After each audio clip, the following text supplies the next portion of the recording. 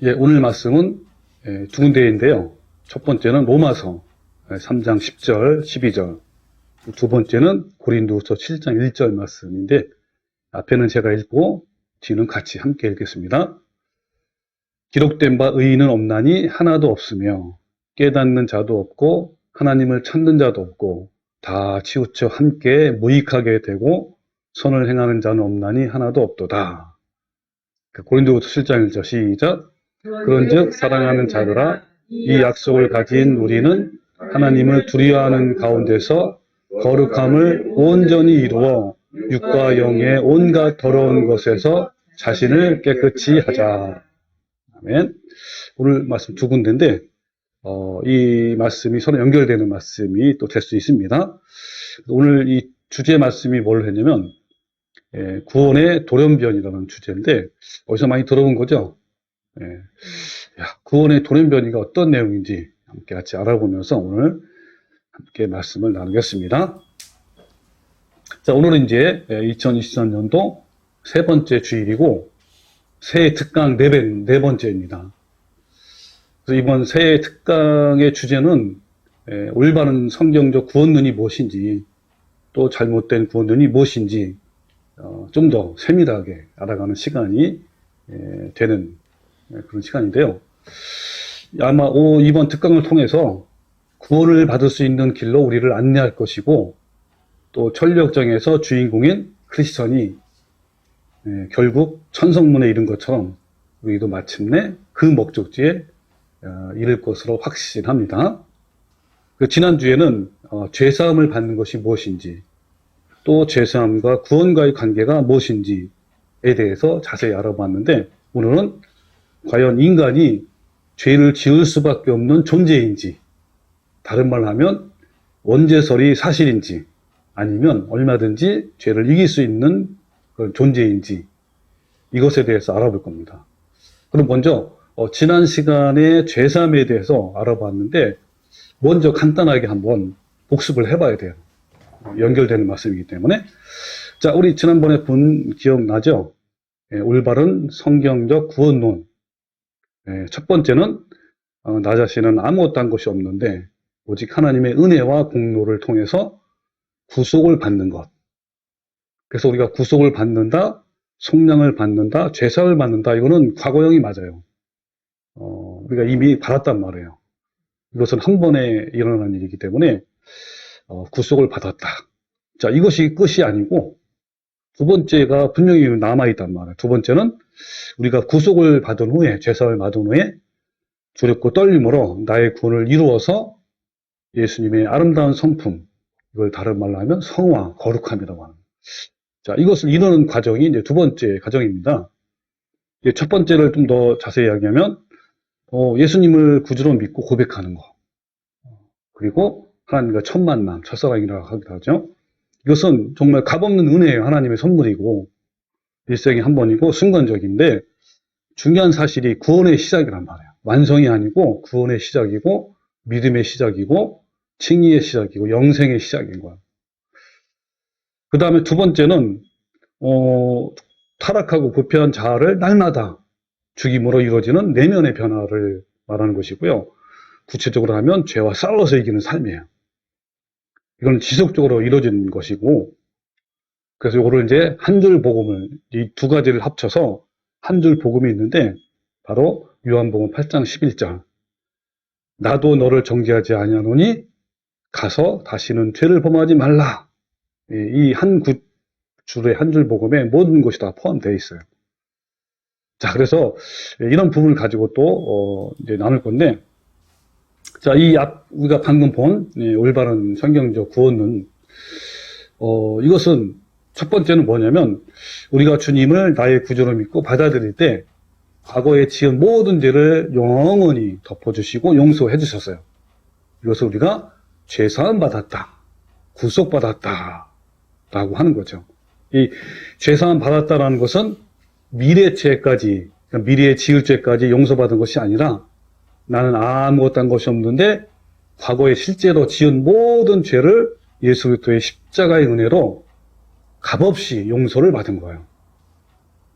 지난 시간에 자세히 알아본 것처럼 이 죄사함, 이 구속은 구원의 완성이 아니라 시작을 의미한단 말이에요. 왜냐하면 우리는 과거에 지은 죄를 용서함, 구속이죠. 이것을 받고 얼마든지 이후부터 죄와 싸워서 이기는 삶을 살 수도 있고, 아니면 언제든지 또다시 죄의 종이 돼서 그 죄에 끌림 받는 그런 속에 살 수도 있단 말이에요. 자, 그걸 성경에 우리 확인해 봤는데 또다시 한번 확인해 봅시다. 로마서 6장 16절에 보면, 자, 너희가 누구냐면 죄사함을 받은 신자란 말이에요. 자, 너희 자신을 종으로 내주어 누구에게 순종하든지 그 순종함을 받는 자의 종이 되는 줄을 너희가 알지 못하느냐? 하면서 두 가지를 얘기해요. 한 가지는 죄의 종으로 사망에 이르고, 이 종이란 말이 뭐냐면 매여 있는 거예요. 우리가 죄사함을 받은 후에도 얼마든지 죄에 매여서 끌려다니면서 산단 말이에요. 그것의 결과는 둘째 사망 지옥이란 말이에요. 또 이제는 정말 내 자아를 십자가에 못 박으면서 내 몸을 치면서 순종의 종으로 사는, 순종하는 삶을 사는, 때로는 넘어지기도 하고 또 실수해서 쓰러지기도 하지만 그래도 다시 힘을 내서 일어서서 계속 주님을 향해서 나아가는 그런 사람은 마침내 구원의 영생에 이른다라는 말씀이죠. 또 히브리서 6장 4절에 보면 한 번 빛을 받고 하늘의 은사를 맛보고 성령에 참여한 바 되고 하나님의 선한 말씀과 내세의 능력을 맛보고도 이것은 죄사함을 받고 처음에는 참 열심히 살았단 말이에요. 순종하는 삶을 살다가 어떻게 했습니까? 타락해. 타락한 자들은 아까 똑같은 말이에요. 죄의 종이 된 거죠. 그런 사람들은 다시 새롭게 하여 회개할 수 없다라고 분명히 말씀했죠. 그리고 더 정확히 쓴 말씀이 히브리서 10장 26절이에요. 만일 우리가 진리를 알고 난 후에도, 즉 죄사함을 받은 후에도 또 죄사함을 받고 신앙생활 열심히 하다가 이렇게 할 수 있단 말이에요. 근데 고의적으로 계속 죄를 짓는다면, 구체적인 표현이죠. 그러니까 한 번, 두 번이 아니에요. 우리가 얼마든지 살면서 실수할 수 있고 또 한 번, 두 번 죄를 지을 수 있단 말이에요. 그러나 다시 거기서 일어서서 주님께 나가는. 근데 여기서는 계속 죄를 짓는다면, 즉 아까 말한 대로 타락한다면, 죄의 종이 된다면 그런 거죠. 그럼 어떻습니까? 그것을 속죄하는 제사가 없고 두려운 마음으로 심판을 기다리는 것과 하나님을 대적하는 원수들을 소멸할 무서운 불만 남아있다 이 말이에요. 네. 자, 그 다음에 로마서 8장 13절, 이 말씀도 좀 구체적으로 표현된 말씀이에요. 자, 만일 여러분은 죄사함을 받은 신자란 말이에요. 여러분이 육신을 따라 살면, 육신이 뭡니까? 육신의 소욕과 그 다음에 내 자아, 옛사람대로 사는 거. 그런 대로 살면 죽을 것이지만 죽은 것은 둘째 사망, 지옥이란 말이에요. 그러나 성령을 통해 육적인 악한 행위를 죽이면, 여러분 우리 안에 얼마나 부패한 자아가 있습니까? 이것을 날마다 십자가 못 박아 죽이면 살 것이다. 구원과 영생을 얻을 것이다. 라고 이렇게 분명히 말씀을 하고 있단 말이에요. 그러니까 우리가 과거에 한번 주님을 구주로 고백하고 죄사함을 받은 것은 구원의 완성이 아니라 구원의 시작이란 말이에요. 이 완전한 구원은 뭐냐면 구속을 받은 그것부터 시작을 해서 두렵고 떨림으로 구원을 이뤄가는, 즉 주님의 성품을 회복하는 전 과정을 가리켜서 온전한 구원이라고 부르는 거예요. 내 부패한 자아를 날마다 죽여서 죄로부터 계속 해방돼서, 한 번에 딱 해방되는 게 아니에요. 계속 해방되어 가면서, 그리고 또 하나님께 종이 되어 가는 거예요. 이제 죄의 종에서 점점점 하나님께 종이 되어 가면 거룩함에 이르는 게 아니라 이르는 열매를 맺어가게 되는 거야, 계속. 그 결과, 그 마지막은 영생이다라고 말씀하는 겁니다. 그러니까 죄사함을 값없는 구속이라 하면, 선물이라 하면 이뤄가는 구원을 뭐라고 불러요? 치열한 구원이라고 부르는 거예요. 이것이 성경이 말하는 구원이란 말이에요. 앞에만 주장하는 것이 아니라 치열하게 이루는 구원이 우리에게 너무너무 중요한 거란 말이에요. 그래서 구속은, 죄사함은 하나님의 은혜로 값없이 시작되지만 구원은 자신이 싸워야 하는 전쟁이에요. 이 구원의 주체자는 우리 자신이란 말이에요. 그러니까 구원은 보혜사이신 성령님의 도우심으로 내가 치열하게 싸우는 거야. 이 구원, 즉 구속 죄사함은 이 주체자는 예수님이시지만 구원의 주체자는 바로 자신이란 말이에요. 자, 그렇다면 여러분은 이제 어떤 삶을 살아야 할까요? 예, 당연히 죄와 싸워서 죄를 짓지 말고 거룩함을 이루는 삶을 살아야 하는 거예요. 우리가 앞에서도 본 것처럼 성경에는 죄사함을 받은 후에 다시 예전의 삶으로 죄의 종으로 살아간다면 그 마지막은 불사람이라고 분명히 여러 번 경고했습니다. 그럼에도 구원파적인 구원관을 믿는 사람들은 미래에 지을 죄까지 모두 용서함을 받았기 때문에 과거에 한번 죄사함을 받고 구원을 받으면 지옥에 가고 싶어도 못 가고 천국은 따놓는 당상이다라고 황당한 주장을 한단 말이에요. 또한 칼빈주의적 구원관을 믿는 사람들은 창세전에 구원받기로 선택된 자들은 어떤 상황이 있든지, 즉 어떤 죄를 지어도 불강력적인 은혜로 반드시 구원받는다. 그러니까 지옥에 가고 싶으면 못 간다 라고 주장한단 말이에요. 이와 같은 잘못된 교리를 믿는 교인은 절대로 피 흘리기까지 죄와 대항해서 이기는 삶을 살아내지 못해요. 적당히 세상과 죄와 타협을 하고 육신의 정욕과 탐심이 이끄는 대로 살게 되어 있단 말이에요. 왜냐하면 그렇게 살아도 구원을 받고 천국에 갈 수 있다고 믿기 때문에 그런 거예요. 자, 그러면 여러분, 지난번 제가 질문 또 했죠. 그런데 왜 이렇게 많은 사람들이, 교인들이 제가 알기로는 80, 90%예요. 이런 황당하고 거짓된 교리를 믿고 있을까요? 증거가 되는 성경 구절을 아무리 많이 보여주고 들이대고 설명해도 절대 받아들이지 않는단 말이에요. 여기에는 매우 치명적이고 중대한 이유가 있단 말이에요. 자, 왜 그럴까요? 자, 지금부터 그 이유를 자세히 이제 알아볼 거예요. 자, 예수님께서는요, 마음으로 미워하는 것도 살인죄에 해당이 되고, 마음으로 음욕을 품는 자는 간음죄에 해당된다고 산상보훈에서 분명히 말씀했다. 그 결과, 즉 남을 마음으로 미워하고 마음으로 음욕을 품는 자마다 지옥불에 들어간다고 또 예수님이 분명히 말씀했어요. 자, 성경으로 확인을 해봅시다. 마태복음 5장 21절. 옛사람에게 말한 바 살인하지 말라. 누구든지 살인하면 심판을 받게 되리라 하는 것을 너희가 들었으나 나는 너희에게 이르노니 형제에게 노하는 자마다 심판을 받고 형제를 대하여 라가라 하는 자는 공의에 잡히게 되고 미련한 놈이라 하는 자는 지옥불에 들어가기라 했단 말이에요. 자, 누가 하신 말씀이에요? 예수님이 하신 말씀이에요. 자, 이 분노가 뭐냐면요, 헬라어로 오르기즈예요. 이것은 한 번에 즉흥적으로 생긴 분노가 아니라 뭡니까? 계속 생각하고 상상하고 마음에 품는 상태를 말해요. 또 라가, 이 라가는 헬라어로 라카예요. 라카. 이건 아람어로 된 욕설인데 이 바보, 멍충이, 머리가 텅 빈 자 하면서 비아냥거리고 격려를 하는 말, 욕설이란 말이에요. 근데 이 미련한 놈은요, 헬라어로 모르스예요. 이거는 더 큰 강력한 욕설이에요. 어리석은 놈, 이런 거란 말이에요. 여러분, 그 요한일서 3장 15절에 보면 이런 말씀이 있어요. 그 형제를 미워하는 자마다 살인하는 죄니, 살인하는 자니, 살인하는 자마다 영생이 그 속에 거하지 아니하는 것을 너희가 아는 바라 그랬단 말이에요. 이게 무슨 말이죠, 이게? 지금까지 하신 말씀이? 예수님은 무엇을 말씀하시는 거죠?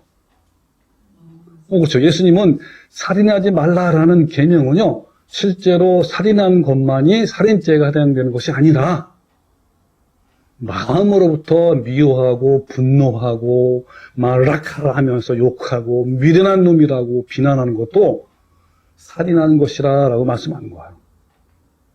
왜냐하면 분노하는 것도 마음에서 미워하기 때문에 이렇게 나오는 것이고요.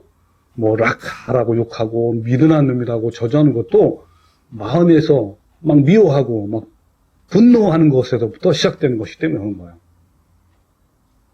자, 그러면 두 번째 말씀 볼게요. 마태복음 5장 20절에 또 간음하지 말라 하였다는 것을 너희가 들었으나 나는 너희에게 이르노니 음욕을 품고 여자를 보는 자마다 마음에 이미 간음했다 그랬어요. 여기서 품는다라는 것이 뭐냐면 성적 대상을 음란한 마음으로 생각하고 상상하면서 탐닉하는 걸 말해요. 아까 말한 계속적으로 고의적으로, 그죠? 아까 계속이라는 말 나오죠? 한두 번이 이렇게 하는 게 아니라 꾸준하게 하는 걸 말하는 거예요. 자, 그럼 여기서 또 보다. 자, 여자를 보는데 어떻게 보냐면 헬라어로 블레포예요. 블레포. 이건 뭘 말하냐면 시선을 고정해서 목적을 갖고 계속 생각하며 보는 것을 말해요. 그러니까 블레포는 여자를 성적 대상으로 삼고 계속 마음에 두고서 머릿속으로 생각하고 상상하는 것을 말하는 거예요. 따라서 상대방을 음욕의 대상으로 여러 번 생각하거나 상상을 하면 이미 간음했다라는 것을 우리가 분명히 여러분 알아두면 되겠습니다. 예를 들면 이런 거죠. 음란물 있잖아요. 음란물.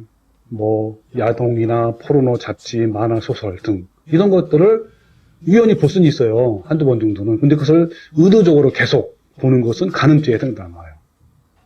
또한 처음에는 우연히 보게 돼서 막 인터넷 보다가 우연히 보게 되잖아요. 뭐 유튜브 보다가 뭐 이런 식으로. 근데 그런 것을 우연히 보면 바로 멈춰야 되는데 멈추지 않고 오랫동안 탐닉을 해.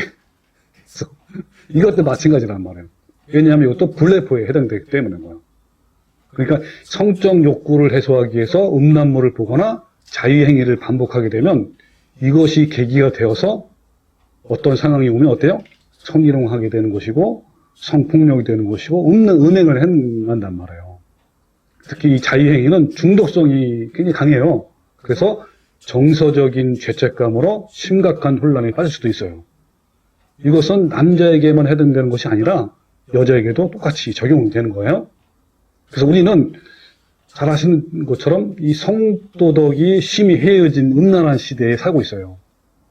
뭐 접대 문화, 유흥 문화가 성행하고 내춘 행위가 점점 아주 성행하고 있던 이런 시대에 살고 있단 말이에요. 또 이런 풍조를 조장하는 음란물이 굉장히 많아요. 인터넷, 핸드폰에도 있죠. 텔레비전도 있죠. 컴퓨터 등등 너무너무 홍수처럼 막 밀려온단 말이에요. 근데 심각한 문제는 마음으로 살인하고 마음으로 간음하는 것도 살인죄와 간음죄에 해당되기 때문에 심판을 받고 지옥불에 떨어진다라고 예수님이 분명히 말씀하고 있다라는 거예요. 자, 또 볼까요? 마태복음 5장 22절. 여기 보면 아까 본 말씀인데 형제에게 노하는 자마다 심판을 받는데요. 미련한 놈이라고 하는 자에게 지옥불에 들어간다고 그랬죠? 그리고 마태복음 5장 28절은 아까 음욕을 품는 걸 말하는데 여기 뒤에 보면 만일 내 오른 눈이 너로 실족하게 하거든 빼어버리라. 여러분 음란물 보는 걸 뭘로 보죠? 눈으로 보잖아요. 빼어버리란 말이에요. 왜 빼어버리는 거죠? 내 백체 중에 하나가 없어지고 온몸이 지옥에 던져지지 않는 것이 유익하다. 무슨 말입니까? 안 그러면 지옥이란 말이에요. 지옥불에 들어간다. 그 말씀 하시는 거 아니에요. 또 로마서 8장 5절에 육신을 따르는 자는 육신의 일을, 영을 따르는 자는 영의 일을 생각한다. 그래서 생각. 이 생각은 마음으로 생각하는 거 아닙니까? 그러니까 육신의 생각은, 육신의 마음은요, 사망이에요. 그러나 영의 생각은 생명과 편안이다. 그러니까 우리는 뭐부터 다스려야 돼? 마음부터, 내 생각부터 다스려야 돼요. 그러면 여긴 것처럼 생명과 편안인 거예요. 또 갈라디아서 5장 19절에 육체의 일은 분명하니 하면서 곧 음행과 더러운 것과 호색과 이런 일을 행하는 자들은 하나님의 나라를 유업으로 받지 못한다라고 분명히 말씀했죠. 또 로마서 1장 28절에 또한 그들의 마음이 하나님 두기를 싫어하며 하나님께서 그들을 그 상실한 마음대로 내버려둬서 합당하지 못한 일을 하게 하셨으니 하면서 곧 모든 불의, 여러분 모든 불의와 추악, 탐욕, 악의 중에 가장 심한 게 뭔지 아세요? 음란이에요, 음란. 그 다음에 아까 말한 막 미워하고 성내고 막 그런 거 원망하고. 자, 그런 자요. 그러면서 그들이 이 같은 일을 행하는 자는 사형에 해당된다고 하나님께서 정하심을 알고도 이런 죄를 행하는 자는 사형에 해당된단 말이에요. 영원한 사형. 그래서 3장 5절에 보면 그러므로 땅에 있는 지를 죽이라 하면서 제일 먼저 뭐라고 했어요? 음란과 시작을 한 거야. 음란과 부정과 사욕과 악한 정욕, 탐심. 하나님의 진노가 임한단 말이에요.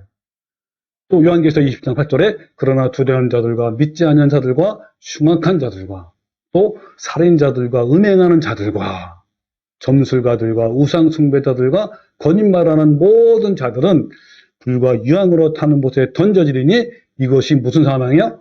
둘째 사망이라 분명히 이렇게 말씀하고 있습니다. 그러니까 지금 성경에서 확인한 것처럼 마음과 생각으로 범하는 간음죄와 살인죄는 분명히 심판을 받을 것이고 지옥불에 들어갈 것이다 라고 말씀했단 말이에요. 여러분 이 얼마나 무서운 말씀입니까? 여러분 그렇다면 우리는 모두 어때요? 이런 죄에서 자유로울 수 있을까요? 우리 모두는 얼마나 많은 살인죄와 간음죄를 짓고 있습니까? 인간의 마음은 타락했기 때문에 이 법에서 아무도 자유로울 수 없어요. 이 말씀은 그냥 위협을 주기 위해서 하신 말씀이 아닌 거예요. 그러니까 우리는 반드시 이 문제를 해결해야 돼요. 왜냐하면 그렇지 않으면 뭐예요? 영원한 멸망이란 말이에요. 구원과 영생을 받고 싶으면 반드시 이 문제를 해결해야 한단 말이에요. 이 말씀을 처음 직면하면 여러분도 아마 직면했을 거란 말이에요. 굉장히 무서운 말씀 아닙니까? 그렇다 보니까 어때요? 마음으로 짓는 죄도 죄에 해당되고 그 결과 지옥불에 던져진다는 사실에 두려움으로 이 말씀을 지키려고 해요. 그러나 마음으로부터 죄를 짓지 아니하는 것이 얼마나 어려운지 말씀을 지키려는 자들이 수없이 실패하고 좌절하게 돼요. 자, 예를 한번 들어볼게요. 나를 비난하고 나에게 막 피해를 준 상대방을 향해서 그러면 어때요? 억울한 마음 있잖아요. 그 억울한 마음으로 막 미워하고 분노하고 원망하는 것을 멈추는 것이 그걸 안 하는 것이 얼마나 어려운지요. 또 마음으로부터 솟아오르는 음란한 것들을 물리치기가 얼마나 힘든지요. 그래서 많은 신학자, 그 다음에 사역자들, 목회자들, 그리고 교인들까지 과연 이런 범죄에서 자유로운 인간이 있을까? 라는 문제에 봉착해 있는 거예요. 그래서 수세기 동안 신학자들이 이 문제에 대해서 고민한 끝에 다음과 같은 결론을 내렸어요. 어떤 결론을 내냐면 인간은 아무리 노력해도 이 말씀을 절대로 지키지 못한다. 즉 사람은 원죄를 가지고 태어나기 때문에 어쩔 수 없이 죄를 범할 수밖에 없다. 온전히 거룩함을 이루는 것은 불가능하다. 라는 거짓 교리를 믿게 되어 있단 말이에요. 여러분 어떠세요? 너무 달콤하지 않아요? 대답이 오는 겁니까? 아닌가? 그러니까 이런 상황에서 나온 이 교리들이요. 이 교리들은 바로 원죄론, 칼빈주의 예정론, 구원파, 또 한 번 구원은 절대 취소되지 않는다라는 것들이에요. 이런 것들이 거짓 교리예요. 그러니까 이처럼 죄로 인해 고통을 당하는 이들에게 미혹의 영이 던져주는 거짓 교리를 만나게 되면 어떻게 될 것 같아요? 한번 상상해보세요. 어떻게 될 것 같아요? 왜? 그러니까 죄로 인해서 괴로워하는 사람들에게 이런 거짓 교리는 마치 사막에서 오아시스를 만난 것처럼 적극 환영하면서 아멘 하면서 잘 받아들이게 되어 있단 말이에요. 지금 대부분 한국교회는 이런 거짓 교리를 강단해서 거침없이 설교하고 가르치고 있어요. 자, 이와 관련된 설교 내용을 제가 샘플로 하나 보여드릴게요. 자, 이 설교 내용은요, 김성수 목사의 요한복음 강의 설교예요. 제목이 뭐냐면 구원은 오직 은혜입니다라는 거예요. 그러니까 이 샘플이 거의 8, 90% 지금 현재 교회 강단에서 이런 설교를 한다는 걸 여러분 이해를 하시면 돼요. 자, 뭐라냐면 하나님의 구원은 은혜로 말미암는 것이지 우리의 행위에 근거한 것이 아닙니다. 구원을 얻은 후에 하나님께서 요구하시는 삶을 살아내지 않아도 중도에 탈락을 시키는 일은 없습니다. 그러니까 한 번 구원은 절대 취소되지 않는다 그렇죠? 그렇게 하나님의 은혜에 우리 인간의 행위를 보태려고 한 펠라기우스나 아르메니우스는 이미 이단으로 정죄가 된 사람들입니다. 이 사실은 우리 자세히 배웠죠? 아르메니우스가 따르는 수많은 진짜 이 성도들이 아주 무참하게 죽음을 당했잖아요.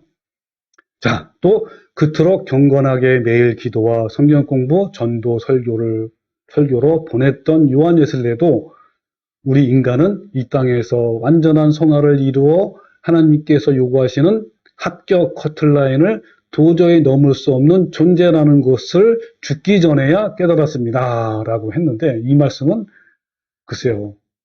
전혀 확인된 말씀이 아닙니다.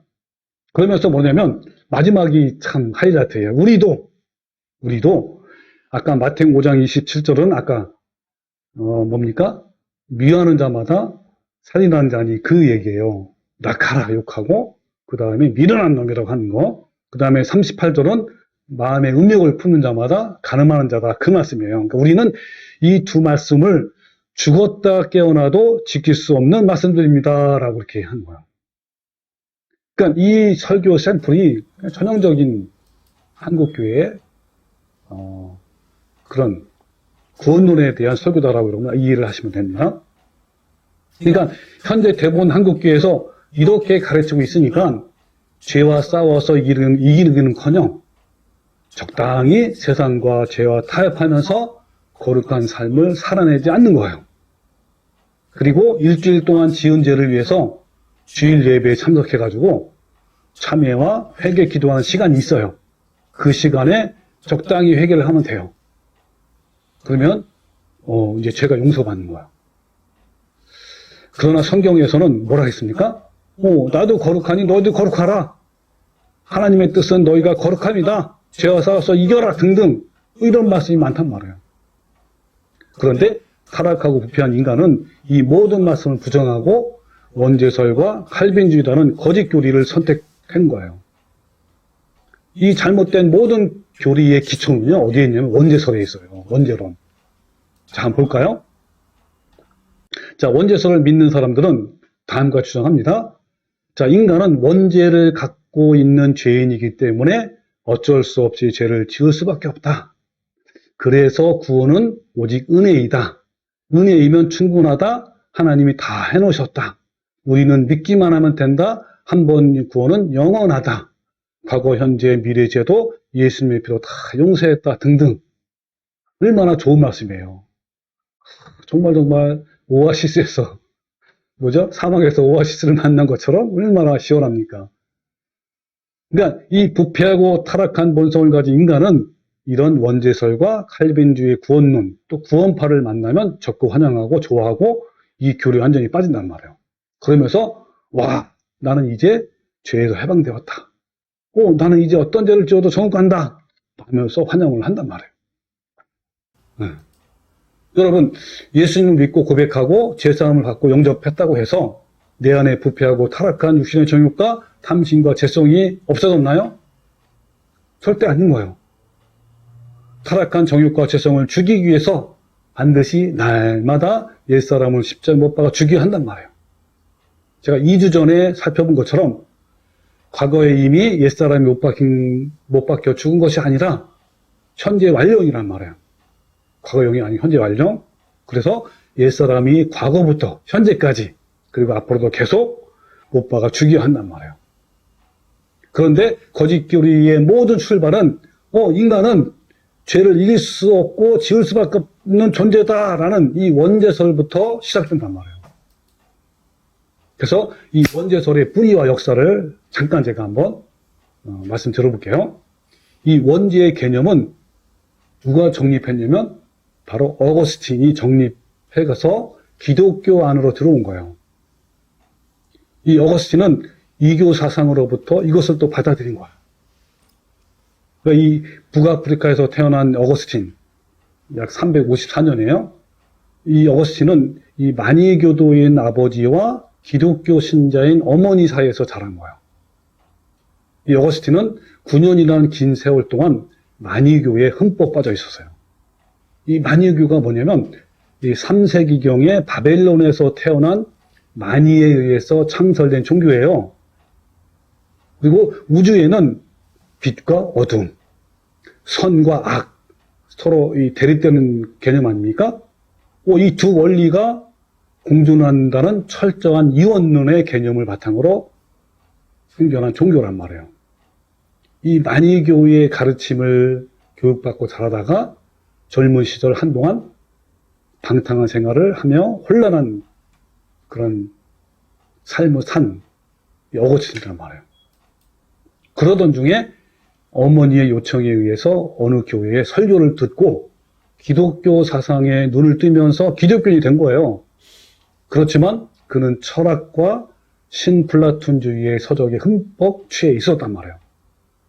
또한 마니교의 사상에 오랫동안 영향을 받은 상태여서 그런 상태에서 이제 신학자가 된 거 아닙니까? 교부가 됐단 말이에요. 그렇기 때문에 그는 저서를 통해 많은 이교도의 교리들을 기독교로 들여오게 됐고, 그렇게 돼서 이런 것들이 다 고착화됐단 말이에요.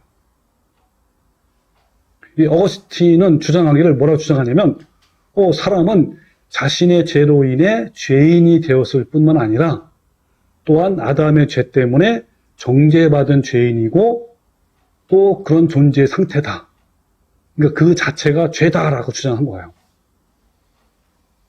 그러니까 어거스틴은 원죄서를 만들어내면서 그런 이교도의 가르침을 성경의 진리와 혼합을 했단 말이에요. 짬뽕했다고. 이 당시 이교도 가르침이 어떤 거에 대세였냐면 이런 거예요. 인간이 선을 마음에 원해도 선을 행하고 싶어도 악의 영향을 받고서 죄를 짓고 살 수밖에 없다라는 거예요. 이런 이교도의 사상이 원죄설이 되었고 교회 안에 들어왔단 말이에요. 그러나 이 원죄설은 성경 말씀과 많이 충돌된다는 것을 여러분 확인됐죠, 그죠? 이걸 알고 어거스틴은 이 원죄설을 계속 주장해야 될 거 아닙니까? 끝까지 옹호하고 주장하기 위해서 예정론이라는 교리를 만들었어요. 그러니까 각 개인의 구원이나 멸망은 창세전에 하나님이 미리 정해놓으셨다라고 주장하는 거예요. 그 과정을 제가 한번 잠깐 확인을 해볼게요. 자, 어거스틴이 이렇게 주장했단 말이에요. 참회록 서문에 이렇게 말씀하고 있습니다. 인간은 아담의 죄의 결과로 약해진 본성과 그대로 두면 범죄하게 되어 있는 성향뿐만 아니라 아담의 죄에 대한 정죄함, 유죄 선고란 말. 이것도 물려받았다는 거야. 인간은 죄를 범하여 죄인이 된 것이 아니라 죄인이기에 죄를 범할 수밖에 없다라고 주장했단 말이에요. 이 어거스틴의 영향을 받은 칼빈은 어떻게 주장하냐면 이렇게 주장하는 거예요. 죄의 책임은 본성에 있는 것이다. 그래서 어린 아기까지도 그 어머니의 태 속에서 고통할 때부터 그는 정죄를 가지고 태어난 것이다. 인간들은 포악하게 태어났다. 육체의 본성을 가지고 있는 것만으로도 죄인이 된다라고 그 기독교 신앙 그 책의 서적에 이렇게 적혀 있단 말이에요. 교리에. 이런 과정이 여러분 분명히 나타내 있죠. 그러니까 원죄설의 핵심은 아담의 범죄로 말미암아 모든 인류는 태어날 때부터 죄인이 됐다라고 하는 거예요. 그 어거스틴의 교리를 칼빈이 가져왔단 말이에요. 그래서 이 워필드라는 신학자는 뭐라 하냐면 예정론은 칼빈 자신의 창작이 아니었다. 그것은 어거스틴에부터 온 것이다. 그리고 또 헨리 미터는 뭐라고 주장하냐면 칼빈의 교리들은 어거스틴 사상의 부흥이다라고 하는 거예요. 따라서 칼빈의 예정론은 어거스틴이 성경을 잘못해서 해석해가지고 얻어낸 지식을 칼빈이 아주 잘 정리한 것이죠.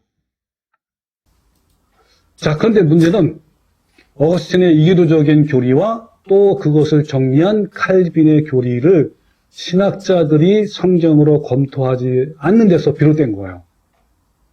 신학자들의 가장 큰 특징은 칼빈주의를 무조건 맹신해요. 그것이 가장 큰 해악이란 말이에요. 떠받들어요. 하나님보다 더 크게. 또 이 원죄설을 믿는 이들에겐 유아 세례가 절대적으로 중요해요. 왜 그렇죠? 왜냐하면 아기는 태어나서부터 정죄받은 죄인이니까 빨리 죄를 씻어 없애야지 만일 그 아이가 세례받지 않고 죽는다면 구원을 얻지 못하기 때문에 그런 거예요. 그러나 성경 어디에도 유아 세례의 내용은 전혀 없단 말이에요. 그러니까 유아 세례는 원죄 사상을 해결하기 위해 만들어낸 거짓교회예요. 유아가 죄를 짓지도 않았는데 아니 무슨 죄를 씻는단 말입니까? 말도 안 되는 거죠. 이 칼빈주의 애정론의 뿌리도 원죄설이고 원죄설의 뿌리는 이기도이고 영지주의란 말이에요. 이 원죄설을 적극적으로 받아들인 종교가 로마 가톨릭이에요. 뿐만 아니라 이 개신교도 원죄설을 바탕으로 거짓교리들이 세워진 거예요.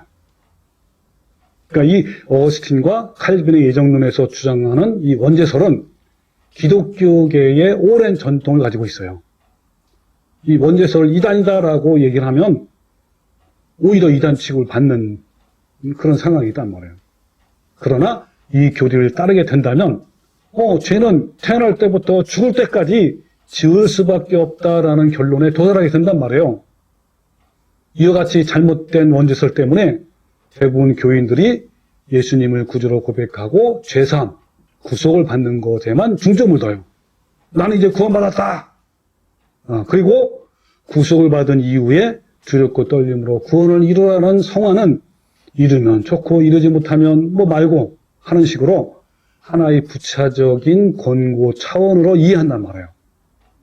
부차적인 권고가 아니라 반드시 해야 할 것을 이렇게 한단 말이에요. 인간 본성 자체가 죄라고 한다면 누구든지 어때요? 죄를 지을 수밖에 없다는 자기 합리화에 빠지게 되고 있어요. 그러니까 이들은 인간으로 태어난 이상 죄를 짓지 않는다는 것은 불가능한 것이 된 것이고 또 날마다 싸워서 거룩함을 이루는 삶을 결코 못한다라고 그런 결론에 이를 수밖에 없단 말이에요. 자, 그러면 원죄설이 과연 성경적일까요? 자, 제가 한번 전에 질문했던 내용입니다. 사람은 죄인이기 때문에 범죄하는 것일까요? 아니면 범죄를 하였기 때문에 죄인이 되는 것일까요? 먼저 알이 먼저입니까? 아니면 닭이 먼저입니까? 답이 분명히 있어요. 그죠? 알이 먼저예요? 닭이 먼저예요? 당연히 닭이 먼저죠. 하나님이 뭘 창조했어요? 처음에 닭을 창조했단 말이에요. 그러면 위에 있는 질문, 뭐가 좀 정답이죠? 그렇죠. 예, 사람은 범죄를 했기 때문에 죄인이 되는 거예요. 자, 그 부분을 오늘 이제 계속 또 말씀할 겁니다. 그러니까 원죄설을 주장하는 사람들은요, 죄라는 개념부터 오해를 하고 있단 말이에요. 그러니까 성경에서 죄는 아담으로부터 유전된 것이 아니라 죄를 범했을 때 죄가 성립한다고 분명히 말씀하고 있어요. 자, 성경부터 확인해 봅시다. 야고보서 4장 10절. 이러므로 사람이 선을 행할 줄 알고도 행치 아니하면 죄라고 그랬죠. 그러니까 내가 죄인이기 때문에 죄가 아니라 죄를 이걸 행하지 않으면 죄라는 것을 분명히 안단 말이에요. 그죠? 그러면 죄란 말이에요. 그걸 행치 아니하면. 또 요한일서 3장 4절. 죄를 짓는 자마다. 그러니까 우리는 죄인으로 태어났기 때문에 그것이 아니라 죄를 짓는 자마다 불법을 행하나니 죄는 불법이라 그랬단 말이에요. 또 로마서 4장 23절. 믿음으로 쫓아 하지 아니한 모든 것은 죄니라. 또 신명기 4장 16절. 아버지는 그 자식들로 말미암아 죽임을 당하지 아니할 것이요 자식들은 그 아버지로 말미암아 죽임을 당하지 아니할 것이니. 뭐라 했죠? 각 사람이 자기 죄로 말미암아 죽임을 당할 것이라 그랬단 말이에요. 근데 원죄설은 뭡니까? 아담으로부터 계속 죄를 물려받아 유전을 받는단 말이에요. 나는 우리 아버지로부터 죄를 유전을 받아온 거야. 그러면 아버지 죄로 말미암아 내가 죄인이 됐기 때문에 똑같이 죄를 심판을 받아야 되는데 여기는 뭐라 그랬죠? 아버지는 아버지, 아들은 아들이 각 사람은 자기 죄로 말미암아 죽임을 당한단 말이에요. 자기가 죄를 지었기 때문에. 자, 또 확인해 볼게요. 에스겔서 18장 19절에 아들이 정의와 공의를 행하며 그 내 모든 율례를 지켜 행하였으면 그는 반드시 산다 그랬죠. 범죄하는 그 영혼은 죽을지라. 그러니까 여러분, 율례를 지켜 행하면 살지만 그렇지 않으면 범죄하면 그 영혼 죽는단 말이에요. 또 아들은 아버지의 죄악을 담당하지 아니할 것이요 아버지는 아들의 죄악을 담당하지 아니하리니 악인의 공의도 자기에게로 돌아가고 악인의 악도 자기에게로 돌아가라. 그죠? 각자란 각자. 네. 유전받는 게 아니란 말이에요. 자, 또 에스겔 18장 24절 만일 의인이 돌이켜 그 공의에서 떠나 범죄하고 악인이 행하는 모든 가증한 일대로 행하면 살겠느냐? 살지 못한단 말이죠. 그가 행한 공의로운 일은 하나도 기억함이 되지 아니하리니 그가 그 범한다면 뭐죠? 죄를 졌단 말이에요. 그죠? 그 범한 허물과 그 지은 죄로 죽으리라 그랬단 말이에요. 또 결론을 내리면 이런 거예요. 사람은 죄인이기 때문에 죄를 짓는 것이 아니라 죄를 지었기 때문에 죄인이 되는 것이란 말이에요. 인류가 아담으로부터 물려받은 것은 죄의 유전이 아니라 뭡니까? 죄에 대한 성향, 본성이에요. 죄의 성향과 죄 그 자체를 혼돈해서는 안 된단 말이에요. 자, 그렇다면 성경에서는 성화, 즉 거룩함, 죄를 이기는 것에 대해서 어떻게 말씀하고 있을까요? 같이 한번 보고 같이 한번 또 해봅시다. 자, 요한일서 5장 4절 다 같이 시작. 무릇 하나님께로부터 난 자마다 세상을 이기느니라. 세상을 이기는 승리는 이것이니 우리의 믿음이라. 이게 우리의 믿음. 얼마든지 세상을 이긴단 말이에요. 세상 안에는 죄도 포함되고 모든 악한 것도 다 포함됐어요. 다 이긴단 말이에요. 그러면서 요한일서 3장 9절에는 하나님께로부터 난 자마다 죄를 짓지 아니한대요. 와, 대단하지 않습니까, 여러분? 죄를 짓지 아니한데 이는 하나님의 씨가 그 속에 거한단 말이에요. 하나님의 믿음이 있단 말이에요. 우리 하나님의 생명이 있고 또 하나님이 보내주신 성령이 우리 안에 있단 말이에요.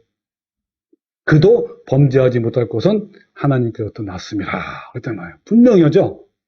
자, 또 볼까요? 베드로서 1장 15절 시작. 오직 너희를 부르신 거룩한 이처럼 너희도 모든 행실로 거룩한 자가 되라. 기록되었으되 내가 거룩하니 너희도 거룩할지어다 하셨느니라. 여기 내가가 누구예요? 예수님 하나님. 하나님이 거룩하니 너희도 거룩하란 말이에요. 여러분, 우리가 거룩할 수도 없는데 이런 명령을 할까요? 거룩할 수 있으니까 이렇게 하나님께서 명령하신 거 아니에요, 우리한테. 또 마태복음 5장 48절 시작. 그러므로 하늘에 계신 너희 아버지의 온전하신 같이 너희도 온전하라 그랬단 말이에요. 온전할 수 있기 때문에 온전하라고 말씀하신 거예요. 오늘 본 말씀이 너무 중요한데 고린도후서 7장 1절 다 시작. 그런즉 사랑하는 자들아 이 약속을 가진 우리는 하나님을 두려워하는 가운데서 거룩함을 온전히 이루어 육과 영의 온갖 더러운 것에서 자신을 깨끗이 하자. 아멘입니까? 아멘. 예, 얼마든지. 여러분, 근데 하나님을 두려워하는 가운데서 해야 돼요. 하나님을 그냥 우습게 알고 이러면 안 된단 말이에요. 하나님을 두려워하는 가운데, 경외하는 심으로 말미암아 두려워하는 가운데서 거룩함을 온전히 이루래. 그래가지고 육과 영의 온갖 더러운 것에서 깨끗이 하란 말이에요. 왜요? 할 수 있기 때문에 얼마든지. 이렇게 말씀하신 거란 말이에요. 자, 또 볼까요? 갈라디아서 5장 16절 내가 이르노니 너희는 성령을 따라 행하라. 성령을 따라 행하면 어떻다고요? 왜? 육체 욕심을 이루지 아니한대요. 우리는 성령을 따라 행하면 돼요. 성령님의 도우심으로 얼마든지 이런 나쁜 죄악과 모든 이런 악한 곳에서 언제든지 얼마든지 이길 수 있단 말이에요. 육체의 속을 이루지 않는단 말이에요. 그러면서 육체의 소욕은 성령을 거스리고 성령은 육체를 거스리나니 이 둘이 서로 대적하므로 너희가 원하는 것을 하지 못하게 하느니라 했단 말이에요. 또 데살로니가서 4장 3절 시작. 하나님의 뜻은 이것이니 너희의 거룩함이라. 곧 음란을 버리고 각각 거룩함과 존귀함으로. 그렇죠. 예, 여러분 거룩함이에요. 하나님 원하시는 것은요. 얼마든지 거룩함을 이룰 수 있단 말이에요. 또 4장 22절 너희는 유혹의 욕심을 따라 썩어져가는 구습을 따르는 옛사람을 벗어버리고 오직 너희의 심령이 새롭게 되어 하나님을 따라 의와 진리의 거룩함으로 지으심을 받은 새 사람을 입으라 그랬단 말이에요. 예. 이런 사람들이 하나님으로부터 난 자들이에요. 자, 그 다음에 결론을 지으면 뭐냐면, 하나님은 죄성을 가진, 죄의 성향을 가진 인간이 성령님의 도우심을 받아서 죄를 짓지 않고 얼마든지 거룩함을 이룰 수 있다라고 하신 거예요. 여러분 어떠신가요? 자, 그렇다면 이 원죄서를 지지하는 사람들은 도대체 어떤 근거로 어떤 성경 구절을 가지고 주장할까요? 이들이 무턱대고 하진 않을 거란 말이에요. 그죠? 자, 그걸 한번 같이 한번 알아보시다. 첫 번째 근거가 이거예요. 시편 51편 5절인데 내가 누구냐면 다윗이야. 다윗 왕.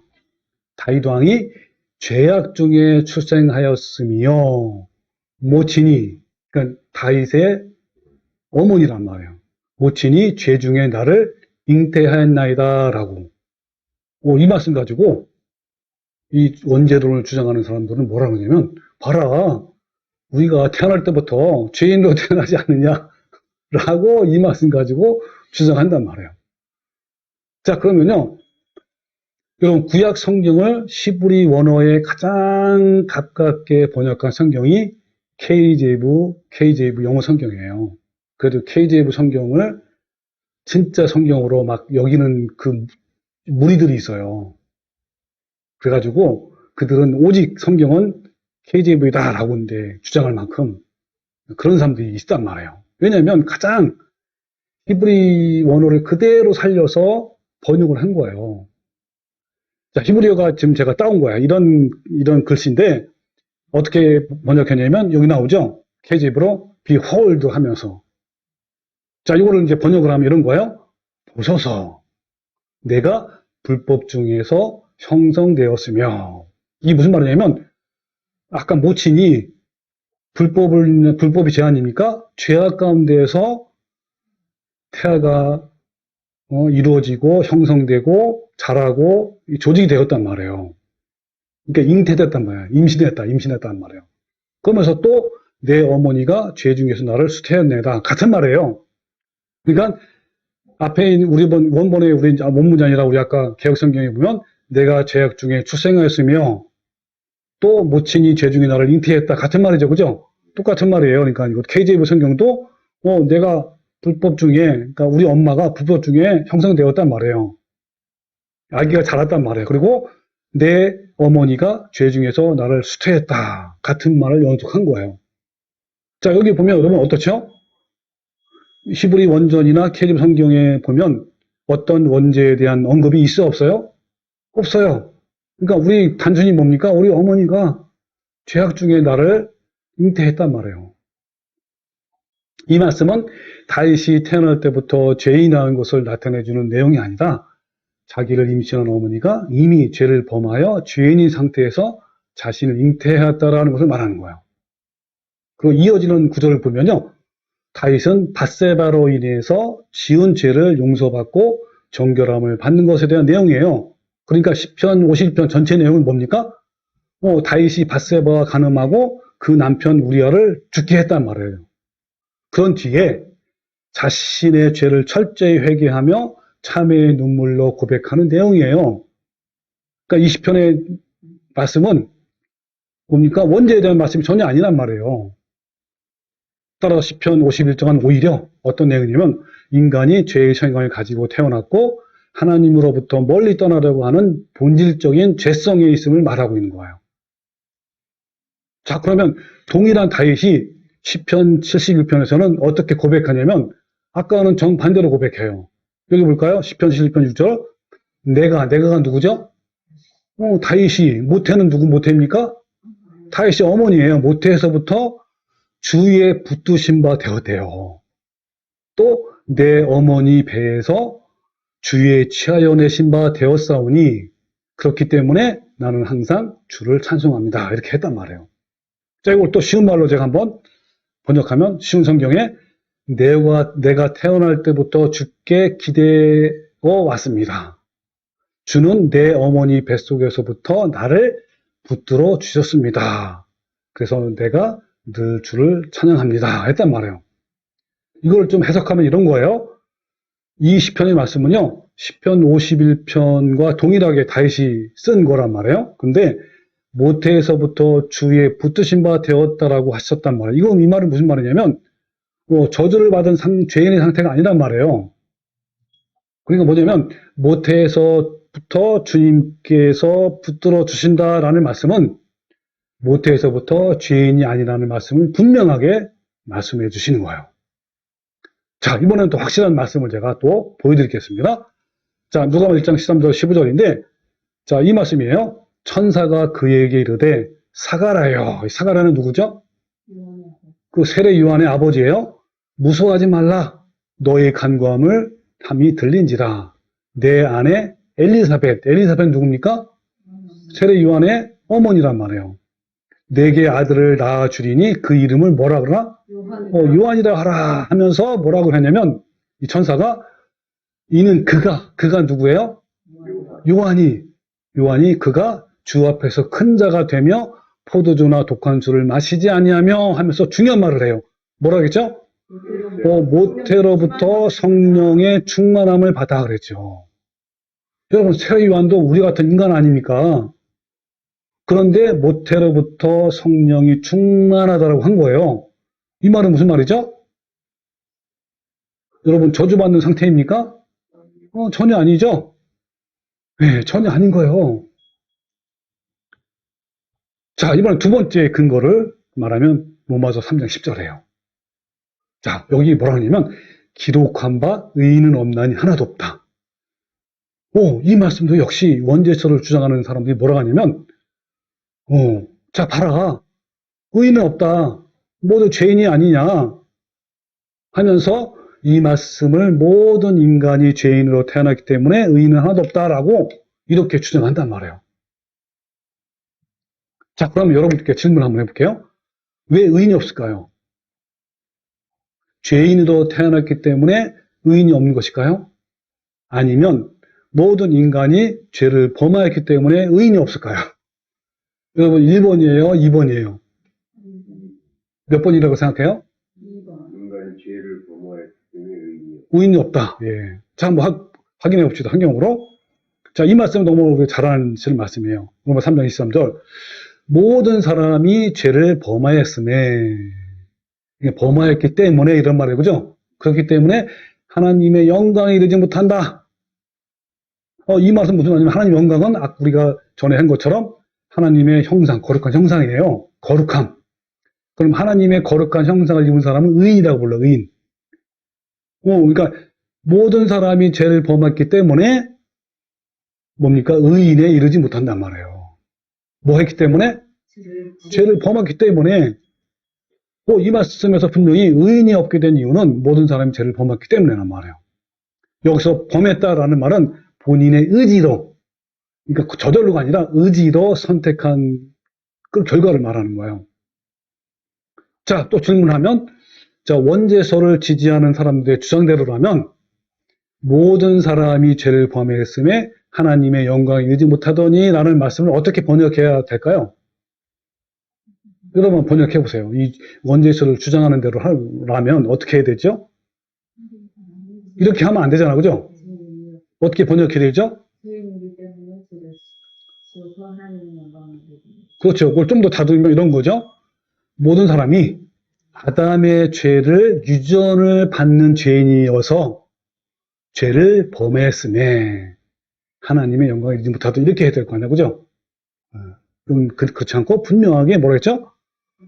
사람이 벌을 범했기 때문에, 그렇기 때문에 의인이 아니다, 이 말이에요. 로마서 5장 12절에 모든 사람이 죄를 죄였으므로 사망이 모든 사람에게 이르렀다. 똑같은 말씀이에요. 자, 여기도 뭐라 그랬죠? 사람이 죄를 지었기 때문에 사망이 모든 사람에게 이르렀단 말이에요. 이거 KJV 성경에 보면 현재 완료형이에요. 현재 완료. 그러니까 무슨 말이죠? 모든 사람이 죄를 지어왔기 때문에 이런 거란 말이에요. 그러기 때문에 사망이 이른 거예요. 이 말을 좀 더 한번 해석을 하면 이런 거죠. 모든 사람이 죄를 지었기 때문에 모든 사람에게 사망, 즉 둘째 사망 지우단 말이에요.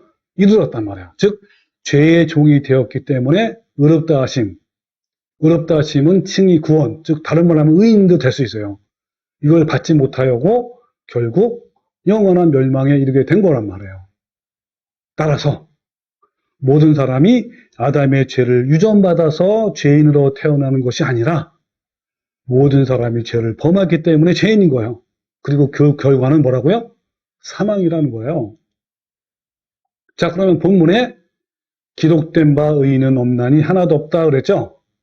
자, 또 한번 질문하면 이 말씀에서 의인은 없다고 했는데 성경에는 분명히 의인이 존재해요.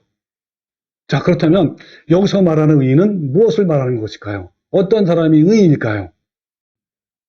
자, 그럼 봅시다. 창세기 6장 9절에 노아는 의인이요 당대의 완전한 자라. 그는 하나님과 동행했다 그랬어요. 여기서 말하는 의인은 하나님과 동행하는 사람이 의인이에요. 또 욥기서 1장 8절에 여호와께서 사탄에게 이르시되 내가 내 종 욥을 주의하여 보았느냐? 그가 그와 같이 온전하고 정직하여 하나님을 경외하며 악에서 떠난 자는 이게 의인이에요, 의인. 세상에 없습니다. 그랬단 말이에요. 이 의인은, 이 욥은 의인이에요, 의인. 또, 신약에 보면 누가복음 1장 6절에 이 두 사람이 누구예요? 세례 요한의 부모님이에요. 아까 샤가라와 누구죠? 엘리사벳. 이 두 사람이 하나님 앞에 의인이니 주의 모든 계명과 규례대로 흠이 없이 행하더라.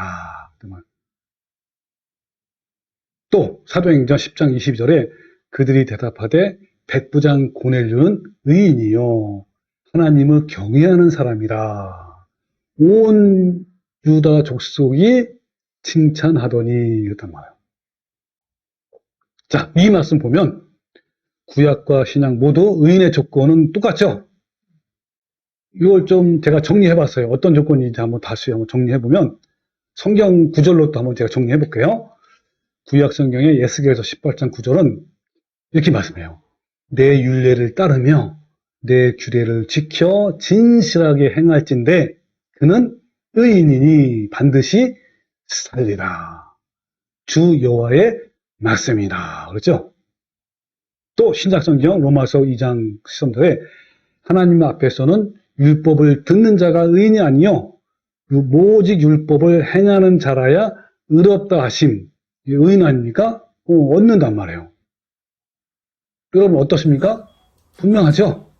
그러니까 결론적으로 말하면 하나님의 값없는 은혜로 죄사함을 받고 구속을 받고 계속해서 하나님을 순종하여 거룩함을 이루는 삶을 사는 믿음의 선진들과 성도들을 가르쳐서 의인이라고 성경은 분명히 말한단 말이에요.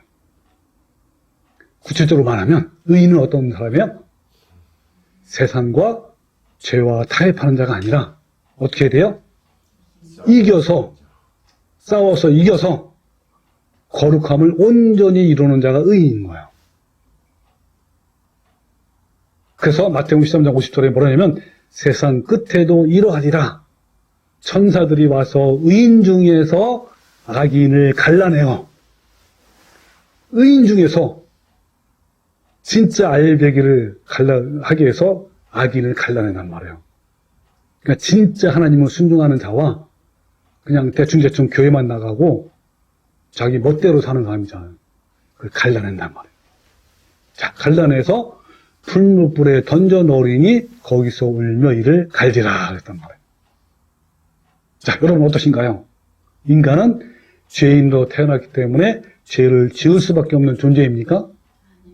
그래서 우리는 아무것도 할 수 없기 때문에 하나님이 창세전에 무조건 선택해서 구원을 해 주어야만 합니까? 믿는 자는 절대로 거룩함을 이룰 수 없고 예수님의 성품을 닮을 수도 없는 것일까요? 여러분, 우리는요, 성경에서 그렇지 않다는 것을 분명히 알았고, 우리는 오히려 성령님의 도우심으로 죄와 싸워서 넉넉히 이기는 성도라는 것을 우리는 분명히 알아요. 자, 그렇다면 타락하고 부패한 죄성을 가진 인간이 어떻게 죄악을 이길 수 있을까요? 구체적으로. 또 중독이 될 만큼 끊기 힘든 죄를 어떻게 끊어낼 수 있을까요? 여러분, 이러한 부분들이 궁금합니까? 간절히 알기 원하십니까? 그렇다면 다음 시간을 기대하십시오. 여러분, 우리 모두 날마다 죄와 싸워 이겨서 하나님의 거룩한 성품을 닮아가는 의인이 되시기를 주님의 이름으로 축원합니다. 아멘. 아멘.